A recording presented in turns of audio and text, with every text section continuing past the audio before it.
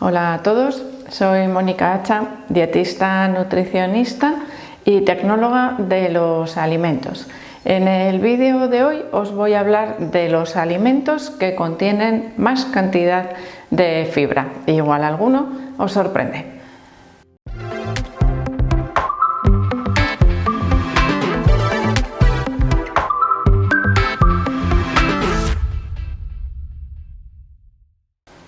Hoy vamos a hablar de fibra dietética, de la fibra que contienen los alimentos, de sus beneficios y de alguno de sus pequeños inconvenientes. Vamos a empezar por los beneficios. Me guardo los alimentos que tienen más fibra, un poquito más para el final del vídeo, para que primero sepamos, realmente para qué se recomienda cierta cantidad de fibra en la dieta, que es variable, depende de cada persona, pero podríamos decir que la cantidad diaria recomendada general sería entre unos 20 y 30 gramos aproximadamente. Podría ser un poco más dependiendo del tamaño de la persona y de la cantidad de alimentos que deba consumir. Pero bueno, más o menos en esa horquilla nos tendríamos que mover para tener un consumo adecuado de fibra dietética.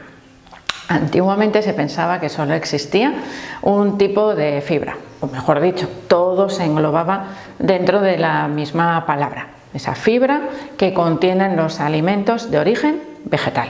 Los alimentos de origen animal no contienen fibra. Ahí ya tenemos una primera división o clasificación para reconocer o saber cuáles son esos alimentos más ricos en fibra. Vamos con los beneficios. El consumo de fibra se recomienda principalmente para mejorar o regular el tránsito intestinal, sobre todo para prevenir el estreñimiento. De manera que aquellas personas que no consumen apenas fibra podrían tener un tránsito intestinal más lento y por lo tanto una mayor tendencia o facilidad para tener estreñimiento. Estreñimiento que puede ser ocasional, si ocurre de vez en cuando, a veces ocurre por ejemplo cuando cambiamos nuestro patrón alimentario y podría ser crónico si nuestra alimentación, nuestros hábitos no nos permiten tener una cierta regularidad. Del estreñimiento ya lo dejamos para otro día y de qué alimentos nos pueden ayudar directamente a mejorarlo. Hoy vamos a centrarnos exclusivamente en la fibra. Esa fibra dietética además nos puede ayudar a regular o a controlar el colesterol en sangre, algo muy beneficioso para todas aquellas personas que tienen el perfil lipídico, el colesterol o los triglicéridos elevados. Aumentando el consumo de fibra es uno de los métodos, una de las técnicas que se utilizan para ayudar a controlar ese colesterol o ese exceso de grasas circulando por la sangre. Tiene más funciones, mejorar también la glucemia, es decir, la glucosa que circula por sangre después de haber comido, tras las ingestas de alimentos. Por otro lado, la fibra es uno de los alimentos favoritos de la microbiota intestinal. Por lo tanto, nos ayuda también a mejorar esa microbiota que está relacionada con muchísimos aspectos de nuestra salud. Yo no me voy a extender ahora explicando todos, pero es importante que sepamos que la microbiota intestinal no solo participa en la digestión de los alimentos, en tener un mejor tránsito intestinal, sino que también tiene un papel importante en el sistema inmunitario. Así que nos interesa tener una microbiota lo más saludable posible. Así que entre todos esos beneficios que tenemos asociados al consumo de fibra, voy a añadir uno más, que no es para olvidarse de él, la sensación de saciedad.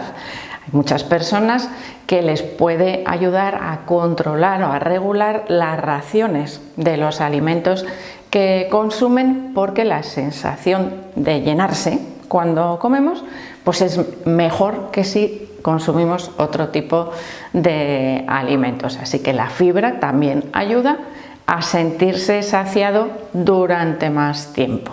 Así que también es un beneficio importante. Perjuicios o inconvenientes, los gases. Cuando comemos una cantidad de fibra a la que no estamos acostumbrados, ¿qué ocurre? Que nos genera una mayor cantidad de gases, malestar, inflamación abdominal. ¿Por qué? Por falta de costumbre, principalmente. Si nosotros llevamos un patrón alimentario, una dieta que contiene poquita cantidad de fibra y de repente la aumentamos bruscamente, ¿qué ocurre? Que nuestra microbiota se ve alterada, genera gas cuando le llega alimento y claro, en ese momento le llega más de lo normal, genera más gas de lo normal también. Pero es algo que podríamos decir que es entrenable. Nos vamos habituando, nos vamos acostumbrando, o mejor dicho, nuestra microbiota se va acostumbrando. Por lo tanto, el paso de una dieta sin fibra o sin apenas fibra a una dieta rica en fibra tiene que ser paulatino, progresivo, no de golpe y porrazo, porque entonces nos va a sentar fatal. Y os pongo un ejemplo. Si nosotros, imaginaros, comemos pocas verduras, comemos poca fruta, vamos a ponernos en un caso extremo, no comemos frutos secos ni semillas, eso en mi dieta no entra, y de repente me como un platazo de lentejas, o 2 platos, porque tengo un hambre terrible y no he preparado nada más, plato único. ¿Qué pasa? Que esa tarde voy a tener, o noche, voy a tener una cantidad de gases enormes. Y claro, ¿qué pasa? Que es que no voy a comer más lentejas porque me sientan fatal. No, lo que te ha sentado fatal es que la cantidad de fibra que te has comido en una única comida cuando no tienes costumbre es enorme. No son las lentejas, es la fibra de las lentejas. Así que eso es algo importante que tenemos que tener en cuenta. Si yo quiero aumentar la fibra, lo tengo que ir haciendo progresivamente para evitar esos efectos secundarios. Y ahora ya sí, vamos con esos alimentos que podemos incluir en la dieta para aumentar la cantidad de fibra. Vamos a ir viendo más o menos los alimentos que contienen mayor cantidad de fibra y de ahí, bueno, pues podemos ir dándoles diferentes usos. El alimento que más fibra contiene es el salvado. Salvado de trigo, salvado de avena, es un alimento que podemos consumir o comprar muy fácilmente, prácticamente yo creo que en cualquier supermercado. De hecho, ha habido épocas que algún tipo de dieta ha fomentado el consumo, por ejemplo, de salvado de avena y se agotaba en todos los supermercados. El salvado es un tipo de fibra insoluble. Hay 2 tipos de fibra, soluble e insoluble, y cada una de ellas tiene funciones diferentes. El salvado, como fibra insoluble, lo que nos ayuda es a mejorar el tránsito intestinal. Nos ayuda también a regular el colesterol, pero no es alimento de la microbiota intestinal. Por lo tanto, si yo consumo mayor cantidad de salvado o incluyo el salvado en mi dieta, probablemente no me va a dar gases. Sí me puede dar ciertas molestias intestinales por una razón, porque va a mover más rápidamente el contenido de mi intestino y a eso también hay que acostumbrarse cuando no se tiene hábito. Así que ese sería el alimento con más cantidad de fibra, pero podríamos decir que incompleta, porque solo es insoluble. Pasamos al segundo alimento, uno que ya vais a reconocer enseguida, que sabéis que con todos esos beneficios que os he hablado, tiene, o vamos a decir que los cumple todos. Se trata de la avena. La avena es un cereal integral que está manipulado, tratado para que lo podamos consumir en formato copos directamente, es decir, los copos de avena no necesitan cocción, no es imprescindible, pero mejora su palatabilidad infinitamente, porque si no es como comerse una especie de corcho. Así que no nos apetece nada cuando la comemos tal cual.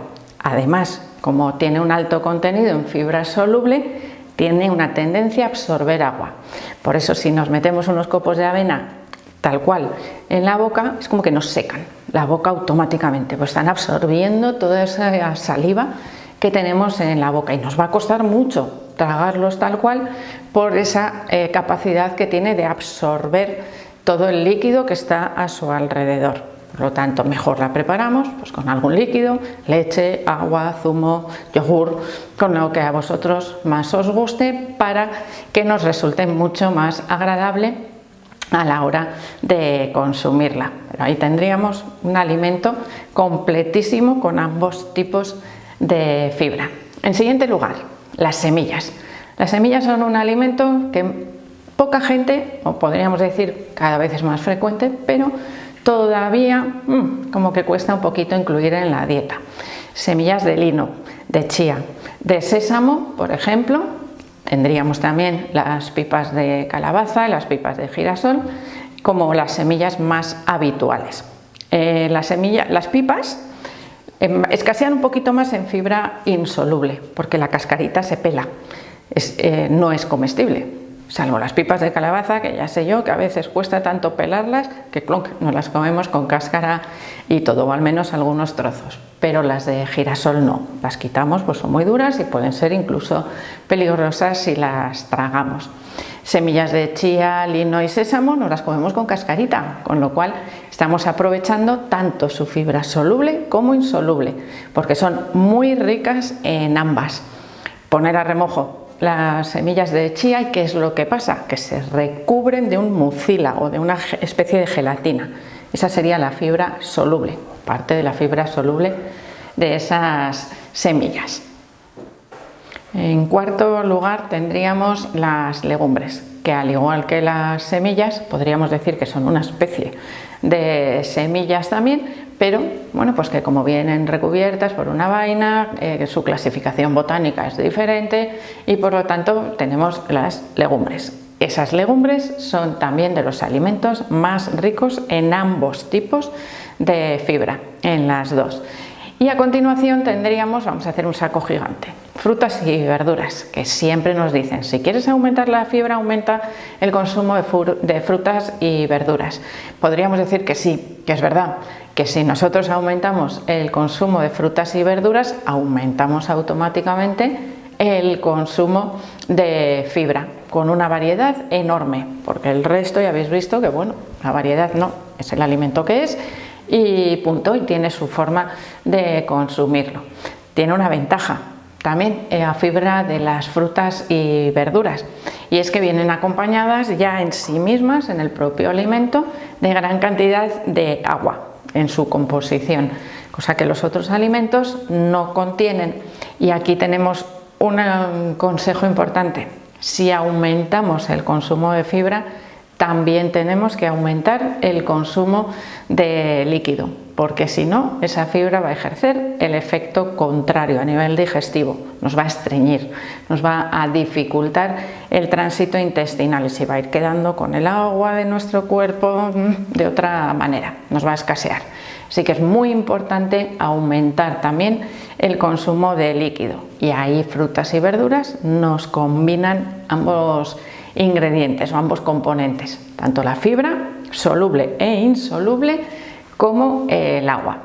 Dentro de frutas y verduras vamos a destacar alguna. Por ejemplo, dentro de las frutas, las ciruelas, por ejemplo, o los frutos del bosque, los frutos rojos, serían de las frutas que contienen mayor cantidad de fibra. Entre ellas, por ejemplo, la frambuesa, que esta es una fruta que muchas veces sorprende cuando hablamos de la cantidad de fibra que contienen. A nivel de verduras tendríamos, por ejemplo, las coles, los repollos y la zanahoria, pero en este caso sería la zanahoria consumida cruda, que nos va a aportar mucha más cantidad de fibra, que además contiene almidones que no son digeribles, que si la cocinamos. Al calentar, al cocinar la zanahoria, por ejemplo, transformamos, facilitamos la digestión y que nosotros mismos seamos los que absorbemos esos nutrientes. De otra manera, se quedan para la microbiota intestinal.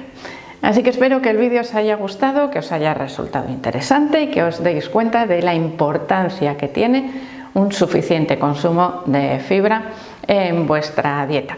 Así que espero que le deis al like del vídeo, no dejéis de suscribiros al canal y espero seguir viéndoos a todos en los próximos vídeos.